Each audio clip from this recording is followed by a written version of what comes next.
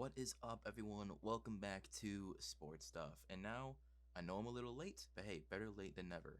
Here are my mid-season awards brought to you by Sports Stuff. Let's get going. So, Offensive Rookie of the Year. Now, this is very tough. There's a lot of rookies out there. It wasn't that tough. It's Justin Herbert. This is my man's first 5 starts. As you can see down here, against Denver, he went 29 of 43 for 67% completion rate and three touchdowns. Jacksonville, they won against they barely almost beat the Saints. They almost beat the Buccaneers. This is a good quarterback. His QBR usually stays steady around a 75 to an 85. He's had some down games like against the Raiders this past week. You know, he had a 60 QBR. But again, 75 to 85 as a rookie. I mean, what are his projections? I believe his projections are 34 touchdowns and 4,000 yards as a rookie. And he's only had 5 starts. Justin Herbert is going to be a good quarterback, but Offensive Rookie of the Year has to go to Justin Herbert, LA Chargers quarterback. Defensive Rookie of the Year was actually really tough because there's not a lot of good defensive rookies. So I'd go with the best one in my eyes. And safety, Antoine Winfield Jr., the Tampa Bay Buccaneers.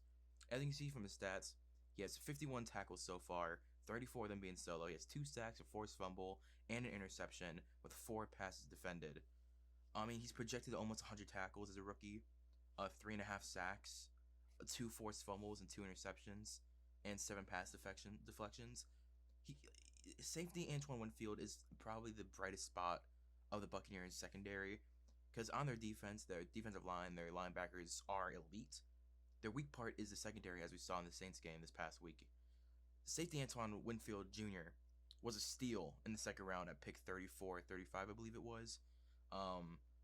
Great things to say about him. He is going to be a great player, just like his father was in the NFL. But Defensive Rookie of the Year, there was really no other considerations for me. Jeff Okudah would have been mine if he would have played well. I can't really think of, Patrick Queen could have been on here, but he's just now starting to pick it up a little bit. But safety Antoine Winfield has been playing stellar all season.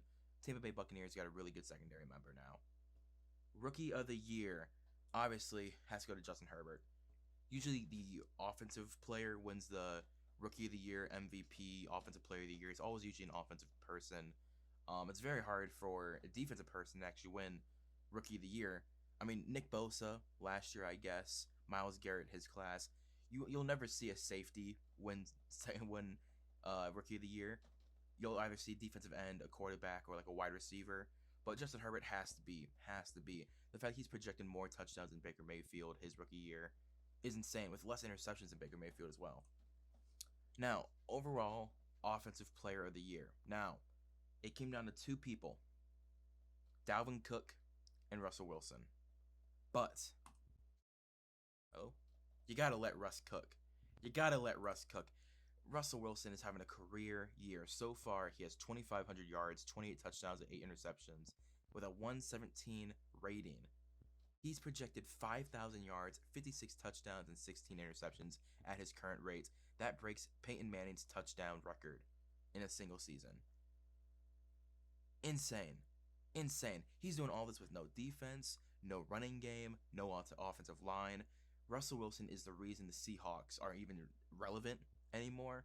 So he's got to have Offensive Player of the Year. Now, Dalvin Cook had put up a really good fight, but I think with Justin Jefferson at wide receiver, a competent offensive line, and a defense that is starting to show a little bit of progress from September, I think he has more help than Russell Wilson. I think Russell Wilson is the singular best offensive player today in the NFL. So he's got to win Offensive Player of the Year. Defensive Player of the Year. Now, this came down to 2 people in the same division on rival teams, Myles Garrett and TJ Watt. Now, I am a Cleveland Browns fan, so am I biased? A little bit. It's got to be Myles Garrett.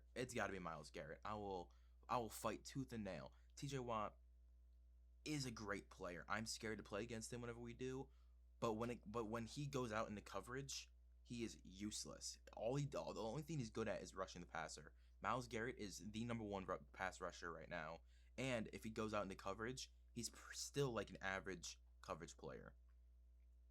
But Myles Garrett leading the league in sacks, Already has 4 forced fumbles and 2 fumble recoveries.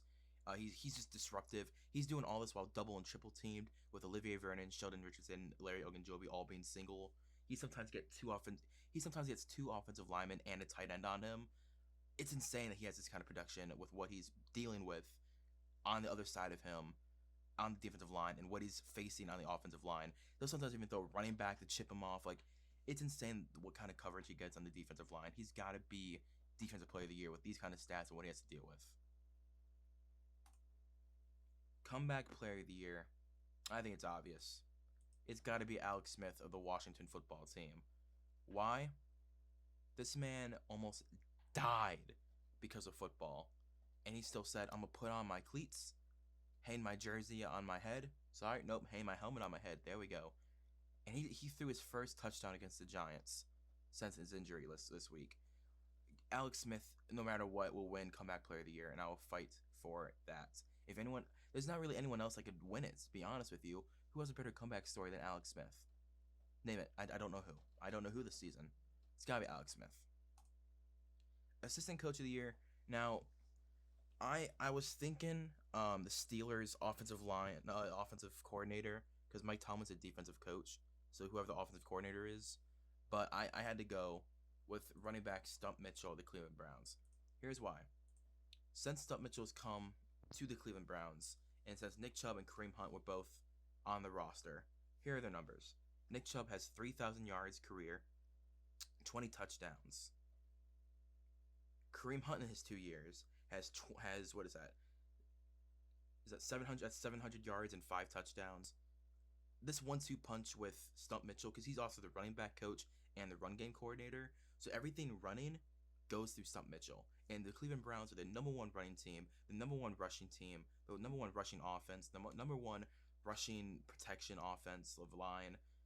This run game coordination that Stump Mitchell has put together for the Cleveland Browns is the best in the league. This is what makes the Cleveland Browns relevant, is their run game.